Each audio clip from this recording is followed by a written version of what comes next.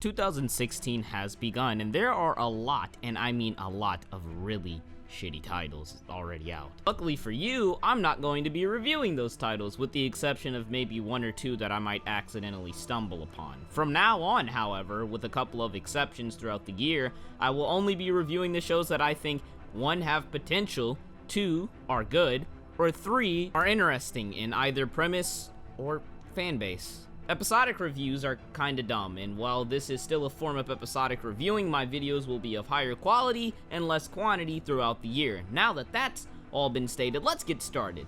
I'll start from the bottom and rise to the best of the season. This will be how it kind of happens every episode. Note that Ajin will not be included in this episode's list. At the time that I am recording this, Ajin is not out yet. The worst thing I've watched, and by watched I mean actually finished, was Prince of Stride Alternative. There's a ton of problems with the show. For one, I had to ask multiple people what the hell the sport even was, which is a problem because this is, a sports show! Apparently, the show is about free running, with some sort of relay aspect that I guess the show wants us to figure out for ourselves about, which is really stupid. Sports anime are known for the level of hype they can produce. However, if I'm not knowing what the hell is going on, how am I supposed to get excited about the event that's going on? Aside from that, the story is very cliche. A prodigy begins high school, however, he's forced into the Stride Club, which is about to shut down, and he has to race against his teammates in some relay, and they hint towards yaoi stuff at the end. This sounds a lot like Free. There's a lot of things we don't know about the story right now, however, like the relationship between Riku and the third gear, which looks almost identical to him. In terms of characters, they're below average. All we have are some archetypes who each have one special defining trait, like gay guy, nerd guy, and shogi guy. The only somewhat interesting character is Riku, as seen by the fact that he's the only character who doesn't look like he should be in the background. Everyone else is completely uninteresting and terribly cliche. The show looks really good, but that doesn't mean anything when the race is only about 5 minutes. As of now, Prince of Stride Alternative is a 4 out of 10 at max. Everything else was actually pretty promising. Shouwa, Genroku, Rakugo, Shinjuu, I hope I didn't butcher that name, aired on Saturday, and it was a very, very unique show. I liked the first half. It was very original and full of likable and relatable characters. However, the second half was extremely boring. In a show about Rakugo and the characters doing the Rakugo, the delivery of the story and the story itself are key to making the show interesting and fun to watch. The characters up through the performance of Yotaro were very lively. However, after the performance, not only were the characters less expressive, but the stories told by the characters, especially the old mans, were just not interesting in the slightest. Someone will probably tell me it's about the characters and not the Rakugo. However, as a result of this being the first episode,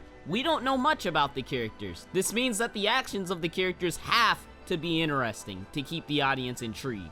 And while the first half did that very well, the second half failed quite terribly. There is also something ironic that I noticed about the Rakugo performance of Yotaro. The entire point of Rakugo is that the person doing the Rakugo is supposed to feel like a different person every time he switches personas. But it's supposed to be obvious to the people watching, as if the person is just that good. But the directing of the Rakugo scenes make it to where the show and the director are making it obvious to the audience to when Yotaro has actually switched characters. Which is a good idea in terms of directing, but in terms of context, it kind of makes the performer look bad, because someone else has to distinguish when he actually switches characters. The first Rakugo performance was really well done, however, in terms of just directing, so this isn't much of an issue, just something that I've noticed. This is going to be a good character drama, mixed with some type of stories you'd probably find in Aoi Bangaku.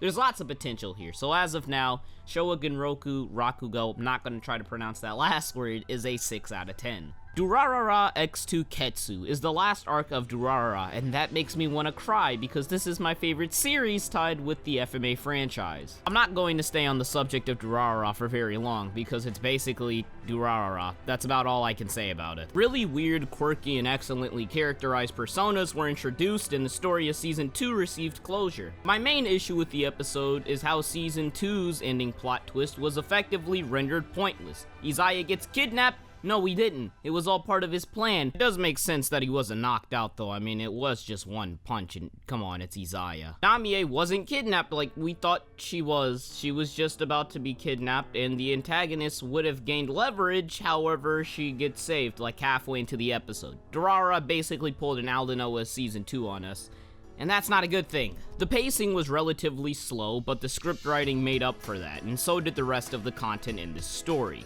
Also, did I mention that Flo's doing the opening? The quirky but interesting characters, the wrapped up storylines, and the great setup for the rest of the story really made the first episode of Durarara not bad, but not good either. It was above average. Durarara X2 Ketsu is a 6 out of 10. Sunday, I was pleasantly surprised by one of the more anticipated shows of the season, Dimension W, directed by Kanta Kame, who's also been the lead director of shows like Usagi Drop. The guy knows how to create a dynamic between characters, and that has been made very apparent in the first episode of W. The first episode does a great job of showing the dynamic between the two characters. It does a really good job of foreshadowing the future relationship and making the two seem like they'll be a dynamic duo. The story is pretty simple but unique. For anyone who hasn't watched it or was completely bombarded by the info dumps, the basic concept is that an axis, or a dimension identified as W, has been discovered, and now it is the source of all of the world's power.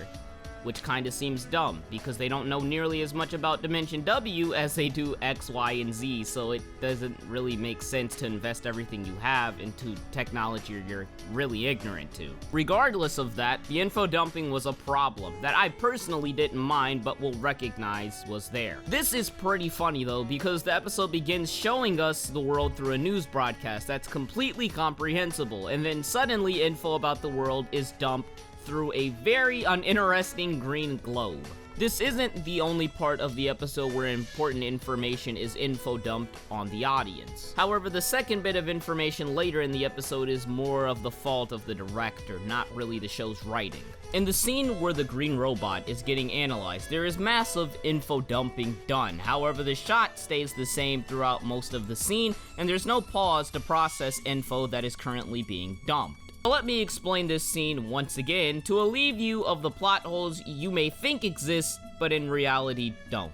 Alejandro brought up the complaint that keeping the green girl was useless. However, it's stated in the show that they allowed her to join, their little guild or whatever, to get info on the doctor. Well, if they wanted info on the doctor, why didn't they just extract the info when she was still asleep? The engineer, in the midst of his technobabble, stated that the brain of the green robot was too complex for him to gather data from. Well, then why didn't he just open up the brain and take the data out that way? Well, he also mentioned that he wouldn't be able to put it back together if he did. And as a result, he could not only ruin the robot, but leave traces and destroy their chances of retrieving the actual data. The art and animation were gorgeous. The sound was pretty decent, and I do wish the first fight scene was actually animated, but it was okay. Also, the opening is straight fire. Dimension W is a 6.5 out of 10. By a landslide, the best new show of winter is Boku Dake ga Inai Machi, also known as Erased in English,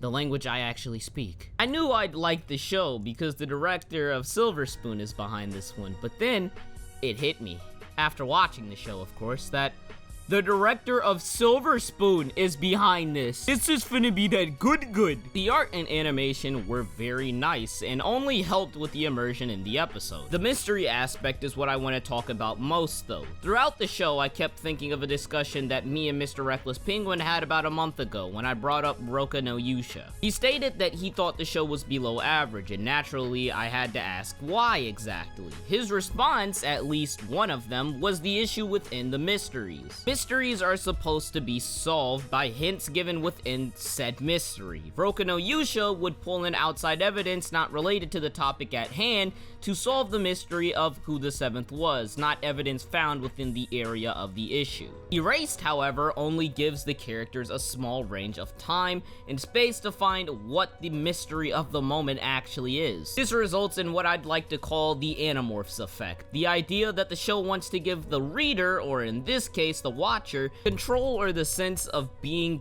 present in the story. As a result, the audience was much more engaged in the story to see if their predictions were actually correct, and if they were, you keep going. If not, you are punished and suffer the consequences. I found it amazing that when I was baffled at the end of the episode before the last time travel sequence happened, that Sato too was baffled. Even though we got all the mysteries beforehand correct, I couldn't get this one, and neither could he. What should I guess will happen? Will the police arrest him? Where's the butterfly? Why can't he move back in time? I felt like I was actually in the shoes of Sato, which is what the Animorphs effect leads to, involvement within the story, and this is part of the reason why I'm also looking forward to Quantum Break in April, but that's getting a little off topic. In regards to the character, Sato is a really good main character. For one, he's very relatable. He's a manga artist, but it's only a part-time job to the point that it's basically a hobby, and nothing else. He delivers pizza as his other job, he's not an orphan like most characters nowadays, and his socioeconomic standpoint is not that much higher than most of ours. He's a normal guy who has a personality and an ability, but his job nor his abilities defines who he is as a character. His actions and attitude do. Other characters such as his mom and co-worker were also cool, as they had personalities of their own. The death of the mom felt very influential because she had been protecting her son from the truth for a very long time,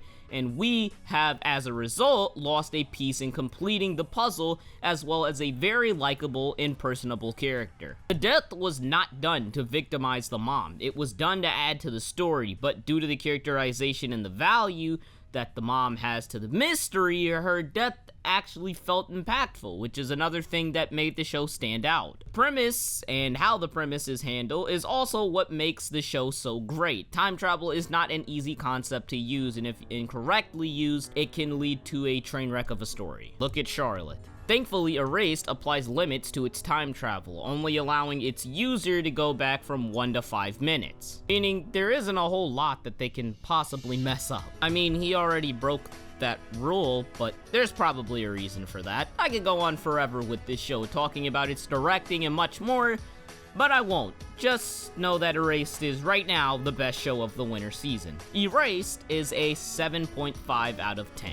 And those are my first impressions of the season. Here are my rankings as of now.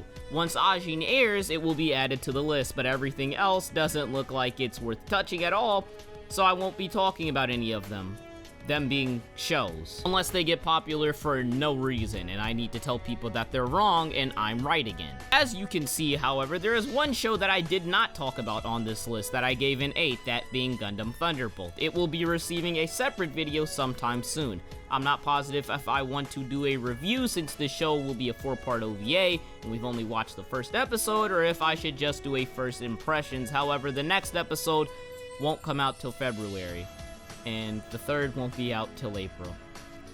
So yeah, also, I don't care that it came out on Christmas. It's close enough to 2016, so shut up. There'll be a straw poll, oh my god, it took forever for me to say that correctly, in the description and comment section below. Reviewer impressions, you decide. Now excuse me as I go to finish that 8 out of 10, that is The Taken King.